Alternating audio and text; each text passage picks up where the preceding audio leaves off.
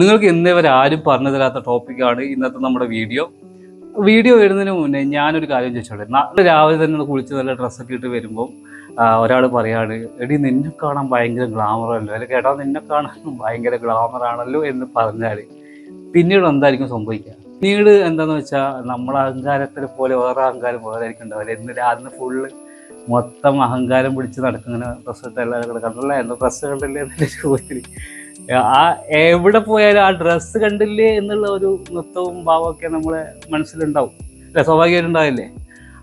ഇനിയിപ്പോൾ ചിലവർ പറയാം എനിക്ക് അങ്ങനെയൊന്നും ഉണ്ടാവില്ല, വെറും കളവാണ്, അതൊക്കെ ഉണ്ടാവും.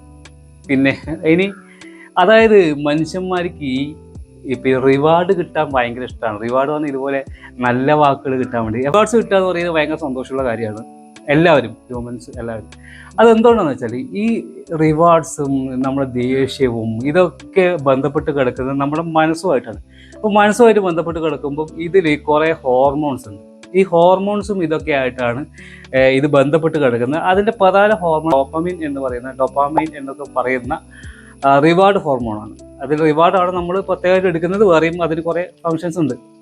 ഇതിൽ യൂട്യൂബിൽ നിന്ന് നമ്മൾ എന്താണ് ബന്ധം? നിങ്ങൾ ചോദിക്കുന്നത് ഇവരെന്തിനാണ് ഇപ്പോൾ യൂട്യൂബിൻ്റെ കാര്യത്തിൽ ഹോർമോൺ പഠിപ്പിക്കുന്നത് എന്ന് നിങ്ങൾ ചിന്തിക്കേണ്ട. അപ്പോൾ അതിന് കൃത്യമായിട്ടുള്ള സംഭവങ്ങളുണ്ട്. അത് ഇന്ന് നിങ്ങൾക്ക് എല്ലാവർക്കുള്ള പണിയാണ്. കാരണം നിങ്ങളെല്ലാവരും കൂടുതൽ ഇപ്പോൾ എൻ്റെ വീഡിയോ കാണുന്ന ആളുകൾ ഇപ്പോൾ 100, 200 അല്ലെങ്കിൽ 500 സബിനുള്ള താഴെയുള്ള ആൾക്കാർ, അല്ലെങ്കിൽ 1000 സബ് താഴെയുള്ള ആൾക്കാർ, വലിയ ആൾക്കാരെ കുറിച്ച് നമ്മൾ തൽക്കാലം അവരെ മാറ്റി വെക്കുക. അവർ വലിയ ആൾക്കാരാണല്ലോ, അവരവിടെ നിൽക്കട്ടെ. നമുക്ക് ചെറിയ ആൾക്കാരെ കുറിച്ച് പറയാം. ചെറിയ ആൾക്കാർ പറഞ്ഞാൽ സബ് കുറഞ്ഞ ആൾക്കാർ, നിങ്ങളെ പിന്നെ സൈസിൽ ചെറുതല്ല. അപ്പോൾ എന്താണ് ഈ ഹോർമോണും ഇതൊക്കെ ആയിട്ടുള്ള പ്രശ്നം? എൻ്റെ വീഡിയോ കാണുന്ന നിങ്ങൾ പലരും 90% അല്ലെങ്കിൽ പോട്ടെ 99% ആൾക്കാരും ഷോർട്സ് ചെയ്യുന്നവരാണ് അല്ലേ? നിങ്ങൾ കമൻറ്റ് ചെയ്യാണോ അല്ലയോ? എന്തുകൊണ്ടാണ് നിങ്ങൾ ഷോർട്ട് ചെയ്യുന്നത്? ഇതിൻ്റെ പിന്നിൽ ഒരു പരിപാടിയുണ്ട്. അതായത് നിങ്ങൾ അറിഞ്ഞോ അറിയാതെയോ ഇതൊരു ചതിക്കുഴിയിൽ വീണതാണ്. അതായത് ഷോർട്സിൻ്റെ ചതിക്കുഴിയിൽ നിങ്ങൾ വീണതാണ്. നിങ്ങൾ അറിഞ്ഞോ അറിയാതെയോ. ചില ആൾക്കാർ അറിഞ്ഞു വീണതാണ്, പക്ഷേ അത് എന്തുകൊണ്ടാണ് വീണതെന്ന് നിങ്ങൾ ഇതുവരെ മനസ്സിലാക്കിയിട്ടില്ല. അത് ഞാൻ മനസ്സിലാക്കി തരാം. നമ്മൾ ഒരു മെയിൻ വീഡിയോ എന്ന് ഞാൻ പൊതുവെ പറയുന്നത് ലെങ്ത് ഉള്ള 5 or 6 മിനിറ്റുള്ള വീഡിയോസ്, അല്ലെങ്കിൽ 10 മിനിറ്റുള്ള വീഡിയോസ്. ഈ 10 മിനിറ്റുള്ള വീഡിയോ ഇട്ടാൽ നമുക്ക് ചെറിയ സബ്ബുള്ള ആളുകൾക്ക് വരുന്നത് പലപ്പോഴും 10 വ്യൂ, 20 വ്യൂ, 30 വ്യൂ. ഈ 30 വ്യൂ ഇടുന്ന സമയത്ത് നമുക്ക് ഒരു വിഷമമുണ്ട്, ഞാൻ ഇത്രയും കഷ്ടപ്പെട്ട് വീഡിയോ ചെയ്ത് എഡിറ്റ് ചെയ്തിട്ട് ആരും കാണുന്നില്ലല്ലോ എന്ന്. അടുത്ത ദിവസം നിങ്ങളൊരു ഷോർട്ട് ഇടാൻ ആകെക്കൂടി നമുക്ക് സമയം ചിലവായത് വെറും 20 സെക്കൻഡ്, 30 സെക്കൻഡ്, അല്ലെങ്കിൽ മാക്സിമം 50 സെക്കൻഡ്. ഈ 50 സെക്കൻഡുള്ള വീഡിയോ ഇടുന്നു, കുറച്ച് കഴിഞ്ഞ് നോക്കുന്നു 200 വ്യൂ വരുന്നു, പിന്നെ നോക്കുമ്പോൾ 500 പിന്നെ 1000, പിന്നെ 5000, പിന്നെ 10,000 വരെ ആയി. ഈ 10,000 ആവുമ്പോൾ നമുക്കുണ്ടാവുന്ന ഒരു റിവാർഡുണ്ട്. അതായത് എൻ്റെ വീഡിയോ 10,000 ആൾ കണ്ടു, അതൊരു റിവാർഡാണ്. അപ്പോൾ ഈ ഡോപ്പമിൻ അവിടെ ഡെവലപ്പ് അല്ലെങ്കിൽ ഉൽപ്പാദിപ്പിക്കപ്പെടും, റിലീസ് ചെയ്യും എന്ന് വേണം പറയാം. അപ്പോൾ ഈ സാധനം നിങ്ങളെ ഒരു അഡിക്ഷനിലേക്ക് കൊണ്ടുപോകും. അതായത് നിങ്ങൾ അടുത്ത ദിവസം മെയിൻ വീഡിയോ ചെയ്യോ അല്ലെങ്കിൽ ഷോർട്ട് വീഡിയോ ചെയ്യോ? ഞാൻ ഉറപ്പ് പറയാം, നിങ്ങൾ ഷോർട്ട് വീഡിയോ മാത്രമേ ചെയ്യുള്ളൂ. കാരണം ഇന്നലത്തെ നിങ്ങളുടെ എക്സ്പീരിയൻസ് നിങ്ങളെ മഞ്ഞ ചുരിദാറിൽ അടിപൊളി ഉണ്ടല്ലോ എന്ന് പറഞ്ഞതും, അല്ലെങ്കിൽ ബ്ലാക്ക് ഷർട്ടിൽ നിന്നെ കാണാൻ നല്ല മൊഞ്ചുണ്ടല്ലോ എന്ന് പറഞ്ഞതാണ്. മാക്സിമം എല്ലാ ഷർട്ടും ബ്ലാക്കും മഞ്ഞ ചുരിദാറും ആക്കാനാണ് നിങ്ങൾ ശ്രമിക്കുക. അതേ ശ്രമം തന്നെയാണ് എന്ത് ചെയ്യുക, ഈ ഷോർട്സിലേക്ക് നിങ്ങൾ പിറ്റേ ദിവസവും വരും. അന്നും എന്തുണ്ടാവും, നിങ്ങൾക്ക് വ്യൂസ് വന്നു, പിറ്റേ ദിവസം വ്യൂസ് വന്നു. പിന്നെ നിങ്ങൾ ഇതിന് അഡിക്റ്റഡായി. കാരണം പിന്നെ നിങ്ങൾ മെയിൻ വീഡിയോ ചെയ്യാൻ വേണ്ടി നിങ്ങൾ ഭയക്കും. കാരണം നിങ്ങളുടെ മനസ്സ് പരാജയത്തിനെ എപ്പോഴും പേടിക്കും. പരാജയത്തിനെയും വേദന ഉണ്ടാകുന്നതിനെയും പേടിച്ചിട്ട് നിങ്ങളെ കംഫോർട്ട് സോണിലേക്ക് കൊണ്ടുപോകും. അതായത് നിങ്ങളുടെ കംഫോർട്ട് സോൺ എന്ന് പറഞ്ഞാൽ ഷോർട്ട് ചെയ്താൽ കുറച്ച് വ്യൂ വരും, ഒരു മനസ്സിന് സമാധാനം കിട്ടും. മറ്റേ ഫെയിലിയർ മനഃപൂർവ്വം കൊണ്ടുവന്ന് തലയിൽ വെക്കണ്ടല്ലോ എന്ന് നിങ്ങൾ തന്നെ കരുതും.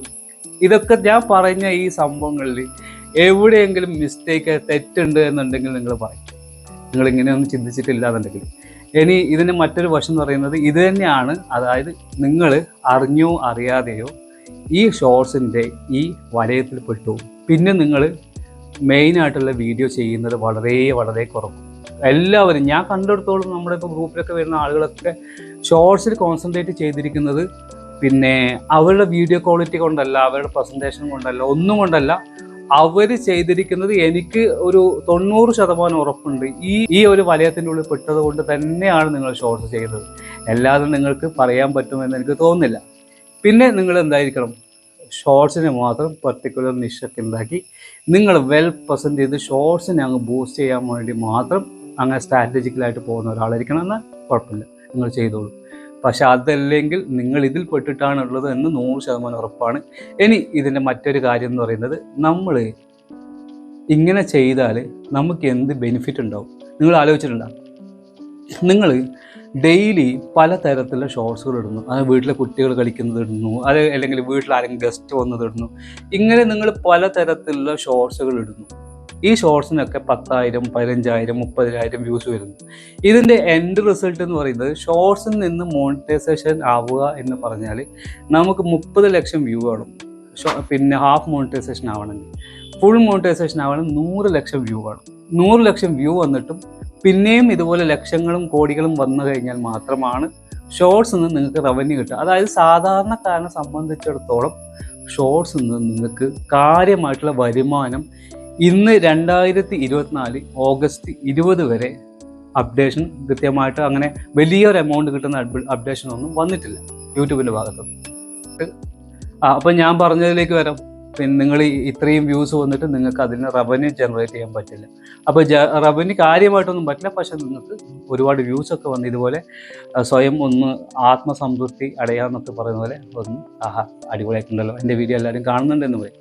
ഇനി ഇത് നിങ്ങൾ എങ്ങനെയാണ് ഇതിൽ നിന്ന് വരുമാനം ഉണ്ടാക്കേണ്ടതെന്ന് പറഞ്ഞാൽ, നിങ്ങൾ ഇടുന്ന ഷോർട്സിന് എന്തെങ്കിലുമൊക്കെ ഒരു വാല്യൂ ക്രിയേറ്റ് ചെയ്യാനും നിങ്ങളെ ഒരു ഇൻഫ്ലുവൻസറാക്കി മാറ്റാനുമുള്ള സംഭവങ്ങൾ ഉണ്ടായിരിക്കണം. അങ്ങനെയാണെങ്കിൽ നിങ്ങൾക്ക് ബ്രാൻഡ് ഡീൽസ്, അതായത് ചില ബ്രാൻഡുകളുടെ പ്രൊഡക്റ്റ് പരിചയപ്പെടുത്താനും ചില സ്ഥാപനങ്ങളെ പരിചയപ്പെടുത്താനും മറ്റൊക്കെ ആയിട്ട് നിങ്ങൾക്ക് നിങ്ങളുടെ വീഡിയോയിൽ നിങ്ങളുടെ ചാനലിൽ ഷോർട്സ് ഇട്ടിട്ട് എന്ത് ചെയ്യാം, നിങ്ങൾക്ക് അതിനൊരു എമൗണ്ട് വാങ്ങിക്കാം. അതിൽ 1.5 ലക്ഷം മുതൽ വാങ്ങിക്കുന്ന ആൾക്കാരൊക്കെ ഉണ്ട്. മാസം 4-5 ലക്ഷം വാങ്ങിക്കുന്ന ആൾക്കാരൊക്കെ ഉണ്ട് ഇതുപോലെ. പക്ഷെ അതിന് നമ്മൾ ആദ്യം വേണ്ടത് നമ്മളൊരു ഇൻഫ്ലുവൻസറായി മാറണം. ഇൻഫ്ലുവൻസർ എന്ന് പറഞ്ഞാൽ നമ്മൾ പറയുന്ന കാര്യങ്ങൾ അല്ലെങ്കിൽ എന്തെങ്കിലും പറഞ്ഞ ആളുകൾ അത് സ്വീകരിക്കണം. ഇപ്പം മമ്മൂട്ടി ഒരു സോപ്പ് അടിപൊളിയാന്ന് പറഞ്ഞാൽ എല്ലാവരും പോയിട്ട് ആ സോപ്പ് വാങ്ങിക്കാൻ തയ്യാറാവും എന്ന് പറയുന്നില്ല, എന്ന് കുറച്ച് ആളുകൾ വാങ്ങിക്കുമായിരിക്കും. അപ്പോൾ അങ്ങനെ എന്തായാലും കുറച്ചാരെങ്കിലും ഇൻഫ്ലുവൻസ് ചെയ്യാൻ പറ്റുമല്ലോ. അതുപോലെ അത് പോട്ടെ, നമുക്ക് മമ്മൂട്ടിൻ്റെ കാര്യം സോപ്പിൻ്റെ കാര്യത്തിൽ വിടാം. നമുക്ക് നമ്മളെ വീഡിയോ ഇപ്പോൾ എൻ്റെ ചാനലിൽ മമ്മൂട്ടി വന്നിട്ട് പറയുന്നു ഇവൻ്റെ ചാനൽ കിടലാണ്, ഞാൻ കാണാറുണ്ട് എന്ന് പറഞ്ഞാൽ നിങ്ങളെല്ലാവരും പിറ്റേ ദിവസം മുതൽ കമൻറ്റും ലൈക്കും കൊണ്ട് നിറക്കും, എനിക്കറിയാം. പക്ഷേ മമ്മൂട്ടി നമുക്ക് വരുത്തിക്കാം, ഇനി സമയമുണ്ടല്ലോ. അപ്പോൾ പിന്നെ ഇതാണ് ഇൻഫ്ലുവൻസിങ് എന്ന് പറഞ്ഞാൽ. അപ്പോൾ ഈ ഇൻഫ്ലുവൻസർ ആയിക്കഴിഞ്ഞാലാണ് നിങ്ങൾക്ക് ഇതൊക്കെ പോസിബിൾ ആവുക. പക്ഷേ നിങ്ങൾ അങ്ങനെ ചെറിയ ഷോപ്പിൻ്റെയൊക്കെ പരസ്യങ്ങളൊക്കെ ചെയ്യുന്നുണ്ടെങ്കിൽ നിങ്ങൾക്ക് അതിന് 5,000 10,000 ഒക്കെ ആയിട്ട് കിട്ടും. അതെല്ലാം ഓക്കെയാണ്, പോസിബിൾ ആണ്. പക്ഷേ നിങ്ങൾ ആ ലെവലിലേക്ക് നിങ്ങൾ ഗ്രോ ആവണം. നിങ്ങളുടെ ആ ഒരു മൊത്തം വീഡിയോ പ്രസൻറ്റേഷൻ ഒരുപാട് ആൾക്കാർ കാണാൻ തയ്യാറാണ്. അങ്ങനെയാണെങ്കിൽ ഇത് ഓക്കെ കേട്ടോ, ഇത് കുഴപ്പമൊന്നുമില്ല ഷോർട്ട് ഇടുന്നത്. പക്ഷേ എനിക്ക് തോന്നുന്നു എൻ്റെ വീഡിയോ കാണുന്ന 90% ആളുകളും നമ്മളെ പോലെയുള്ള ടീമാണ്. ഇപ്പോൾ അവരൊന്നും ഈ ലക്ഷ്യങ്ങൾ വെച്ചിട്ടൊന്നല്ല ഷോർട്ട് ഇടുന്നത്. ഞാൻ നേരത്തെ പറഞ്ഞ സംഭവങ്ങളൊക്കെ തന്നെയാണ് അല്ലേ, അങ്ങനെ തന്നെ അല്ലേ, മാറിയിട്ടൊന്നുമില്ലല്ലോ. അപ്പോൾ ഇതാണ്. ഇനി ഈ ഷോർട്ടിന് നമുക്ക് പിന്നെ ബ്രാൻഡ് ഡീൽസ് പറഞ്ഞു. ചിലപ്പം ബ്രാൻഡ് ഡീൽസും ചിലപ്പോൾ നമുക്ക് പെട്ടെന്ന് എത്തിപ്പെടാൻ പറ്റില്ല. അപ്പോൾ നമുക്ക് യൂസ്ഫുള്ളായ രീതിയിൽ ഉപയോഗിക്കാൻ എങ്ങനെ പറ്റും?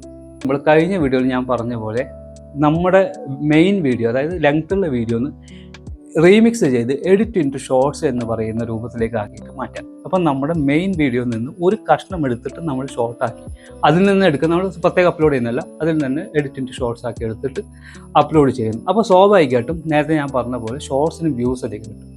അപ്പോൾ ഈ വ്യൂസ് കയറുമ്പോൾ എന്ത് ചെയ്യും, നമ്മൾ ഈ മെയിൻ വീഡിയോന് ചെറിയൊരു പോർഷനാണ് അടിച്ച് കയറി പോകുന്നത്. അപ്പോൾ നമുക്ക് റിലേറ്റഡ് വീഡിയോ എന്ന് പറഞ്ഞിട്ടൊരു ഓപ്ഷൻ കൊടുത്തു കഴിഞ്ഞാൽ ഈ ഭാഗത്ത് നിന്ന് ഇതിങ്ങനെ കയറി പോകുമ്പോൾ ഇതിനെ നേരെ എന്ത് ചെയ്യുക, മെയിൻ വീഡിയോയിൽ കണക്ട് ചെയ്യുക. അപ്പോൾ നിങ്ങൾ 10-20 വ്യൂസ് ഉള്ള മെയിൻ വീഡിയോ ഇത് വൈറലാവുന്നതോട് കൂടി ഇതിൻ്റെ കൂടെ കണക്റ്റ് ആയിട്ട് കയറി പോകും. ഇതൊരു 10,000 ആയിട്ടുണ്ടെങ്കിൽ ഇതൊരു 40, 50, 100 ആവും. അത്രയൊക്കെ പ്രതീക്ഷിച്ചാൽ കൂടുതലായി ആയിക്കോട്ടെ. പക്ഷേ ഇതാണ് നമുക്ക് ഈ ഷോർട്സിന് നമ്മുടേതായ രീതിയിൽ ഉപയോഗിക്കാനുള്ള ഒരു മാർഗം എന്ന് പറയുന്നത്. ഇതുപോലെ എഡിറ്റിംഗ് ടു ഷോർട്സ്, അല്ലെങ്കിൽ നിങ്ങൾ മെയിൻ വീഡിയോയുടെ തന്നെ ചെറിയൊരു പോർഷൻ എടുത്തിട്ട് സംസാരിച്ച് അപ്ലോഡ് ചെയ്തിട്ട് പറയാം, ഇതിൻ്റെ ഫുള്ളായിട്ടുള്ള വീഡിയോ ഞാൻ ചാനലിലിട്ടിട്ടുണ്ട്, നിങ്ങളെല്ലാവരും കാണും. ഇങ്ങനെ കണക്ട് ചെയ്തിട്ട് വേണം നിങ്ങൾ പോകാൻ. ഷോർട്സിനെയും മെയിൻ വീഡിയോനെയും കണക്ട് ചെയ്ത് വേണം മുന്നോട്ട് പോകാൻ.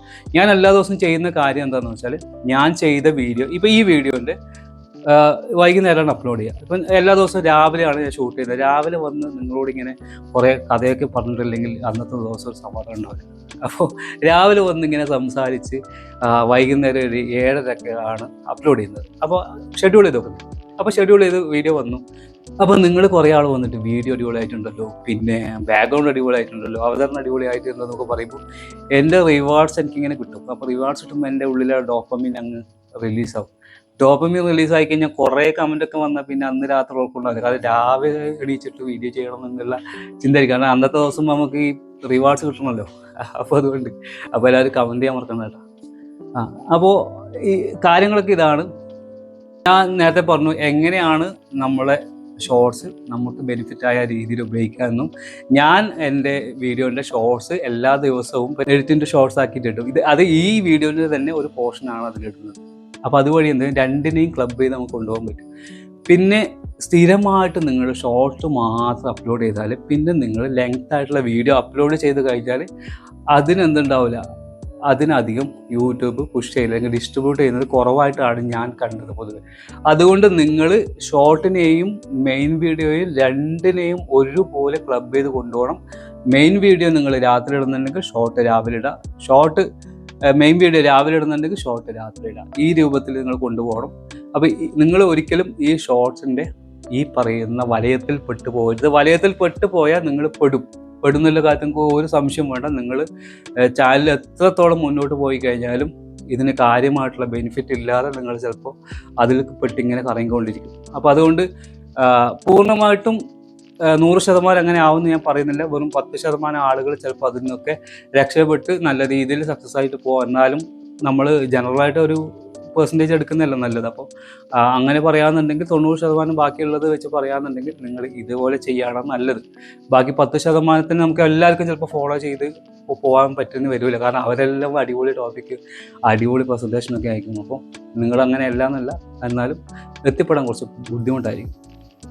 ഇനി ലാസ്റ്റ് ഒരു കാര്യം കൂടി പറഞ്ഞിട്ട് ഞാൻ അവസാനിപ്പിക്കുക. അതായത് നിങ്ങളെ മെയിൻ വീഡിയോ, അതായത് ലെങ്ത് ആയിട്ടുള്ള വീഡിയോ എന്തുകൊണ്ട് വൈറലാകുന്നില്ല എന്ന് ചോദിച്ചു കഴിഞ്ഞാൽ അതിനും ഒരു ഉത്തരം എന്ന് പറയുന്നത് ഈ പറയുന്ന ഹോർമോൺസ് ആണ്. ഈ പറയുന്ന ഹോർമോൺസ് നിങ്ങൾ വീഡിയോ കാണുന്ന ആളുകളിൽ ഈ ഡോപ്പമീനോ സെറോട്ടോണിനോ അങ്ങനെയുള്ള ഏതെങ്കിലും ഒരു ഹോർമോണിനെ ടച്ച് ചെയ്ത് ആളുകൾക്ക് ദേഷ്യമോ സങ്കടമോ അല്ലെങ്കിൽ സന്തോഷമോ അല്ലെങ്കിൽ ഒരു ബന്ധമോ ഉണ്ടാക്കാൻ പറ്റിയില്ലെങ്കിൽ, നിങ്ങൾ വീഡിയോ ആയിട്ടൊരു ഇമോഷണൽ കണക്ഷൻ ഉണ്ടാക്കാൻ പറ്റിയില്ലെങ്കിൽ ആ വീഡിയോ എന്താവില്ല, വൈറലാവില്ല, ആരും കാണില്ല.